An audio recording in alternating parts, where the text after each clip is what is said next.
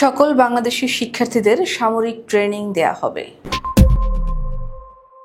BNP ক্ষমতায় গেলে সকল শিক্ষার্থীদের সামরিক ট্রেনিং দেয়া হবে বলে জানিয়েছেন বিএনপির স্থায়ী কমিটির সদস্য মেজর অবসরপ্রাপ্ত হাফিজউদ্দিন আহমেদ। শনিবার ঢাকা রিপোর্টার্স ইউনিটি ভবনের ক্রাব মিলনায়তনে বাংলাদেশ লেবার পার্টির ৪৮তম প্রতিষ্ঠাবার্ষিকী উপলক্ষে এক আলোচনা সভায় তিনি একথা জানান। হাফিজউদ্দিন আহমেদ বলেন, প্রতিবেশী রাষ্ট্র যদি সামরিক শক্তি দেখাতে চায়, আমরা সামরিকভাবেই তাদেরকে মোকাবিলা করব।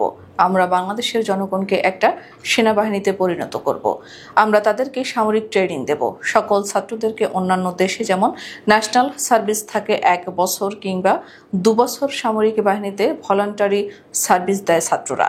বাংলাদেশ জাতীয়তাবাদী দল যদি ক্ষমতায় যায়, আমরা ইনশাল্লাহ সেই ব্যবস্থা করব। ছাত্রদেরকে সামরিক কর্তৃপক্ষ দেয়া হবে এবং একটা সেনাবাহিনী আরেকটা সেনাবাহিনীর সঙ্গে যুদ্ধ করতে পারে। পাকিস্তান আর্মি ৯ মাসের যুদ্ধে হেরে গিয়েছে, কারণ তারা বাঙালি জাতির বিরুদ্ধে অস্ত্র ধারণ করেছিল। একইভাবে আশা করি আমাদের প্রতিবেশী এবং অন্যান্য যাদের লোলুপ দৃষ্টি রয়েছে বাংলাদেশের দিকে, বাংলাদেশের জনগণকে পদানত করতে চায়, আমরা বলতে চাই এভাবে একটা জাতিকে কেউ পদানত করতে পারে না। তিনি বলেন, আমাদের প্রতিবেশী রাষ্ট্র আমাদের ভালো চায় না, একথা একটা শিশুও এখন বুঝে বাংলাদেশে। তারা সেখানে বসে আগামী নির্বাচন পর্যন্ত যতগুলো দিন যাবে, প্রত্যেকটা দিন তারা নাশকতামূলক কর্মকাণ্ড পরিচালনা করবে। ইতিমধ্যে বিমানবন্দরে আগুন, অন্যান্য এলাকাতে যে আগুন দেখেছে, অনেকে সন্দেহ করে যে তাদের হাত এখানে থাকতে পারে। হয় প্রতিবেশী রাষ্ট্র কিংবা তাদের দালাল আওয়ামী লীগ, তারা বাংলাদেশের নাশকতামূলক কর্মকাণ্ড চালিয়ে দেশের স্থায়িত্ব, বাংলাদেশের স্বাধীনতা, সার্বভৌমত্ব বিপন্ন করতে চায়।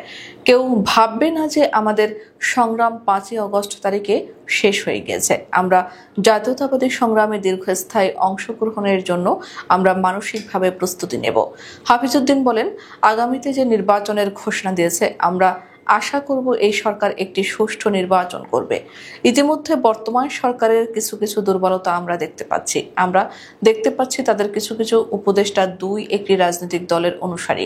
আগে হয়তো তারা ছাত্র সংগঠন ছিলেন, তারপরে কর্মজীবনে প্রবেশ করেও ওই রাজনৈতিক দলকে সহায়তা করার জন্য ভূমিকা রেখেছেন। তাদের মধ্যে যদি কোনো রাজনৈতিক দলের ঘনিষ্ঠ অনুসারী কিংবা সহায়ক শক্তি হিসেবে কেউ থাকেন, তাহলে তাদেরকে সরিয়ে দিন। তিনি বলেন, আমরা ইতোমধ্যেই জানিয়েছি, অধ্যাপক ডক্টর মোহাম্মদ ইউনূসের কাছে আমাদের দলের প্রতিনিধি দল গিয়েছেন এবং বলেছেন যে কেয়ারটেকার সরকার যেভাবে কাজ করে সেই মোড়ে অন্তর্বর্তীকালীন সরকারকে চলে যেতে নিরপেক্ষতা আপনারা অবলম্বন করুন, নিরপেক্ষভাবে একটা নির্বাচন পরিচালনা করুন, সকলের প্রতি সমান আচরণ করুন। মেজর হাফিজ বলেন, সংখ্যানুপাতিক পদ্ধতির দাবি মানেই একটা দুর্বল সরকারের দাবি, যাদের জনগণের প্রতিনিধি হওয়ার যোগ্যতা নেই। এসব লোককে জাতীয় সংসদে ঢোকাবার জন্য এই ধরনের অবাস্তব পরিকল্পনা দেয়া হচ্ছে। এটি বোঝাই যাচ্ছে নির্বাচনকে পেছাবার জন্য, এবং নির্বাচন যদি হয়েও যায়, একটা দুর্বল সরকার যেন বাংলাদেশের মানুষের সামনে উপস্থাপিত হয়, সেজন্যই তারা পিআরের এই দাবি করছে। অতীতে সব নির্বাচনে বিএনপি মিত্র দলকে নিয়ে জোট করেছে। তারা বিএনপির প্রতীকে ধানের শীষ ব্যবহার করেই নির্বাচনে অংশগ্রহণ করেছে। এমনকি জামাত ইসলামী, যারা এখন আমাদের প্রতিপক্ষ রূপে দাবি করে, তারাও ধানের শীষ নিয়ে নির্বাচন ২০১৮ সালের নির্বাচন করে এসেছে।